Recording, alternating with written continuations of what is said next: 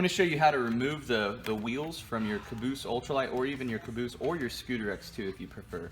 You're going to need a couple tools, a very thin flathead screwdriver, and then a second one, because these hubcaps have spokes in them, so when one side comes up, you'll need to hold it while you pry another side. So just kind of find an area to put the flathead screwdriver, just like that.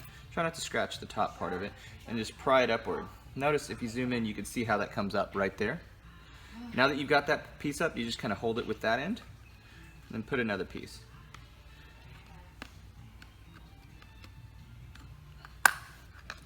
There you go. And it seems as if that side's popped up. Let's see.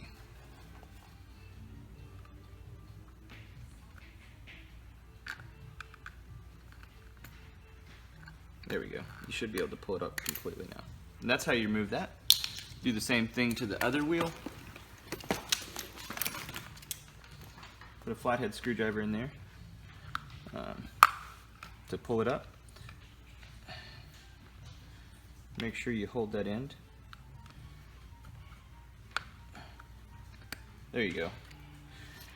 And then you just remove the cotter pin and the rest of the hardware, and it comes right off.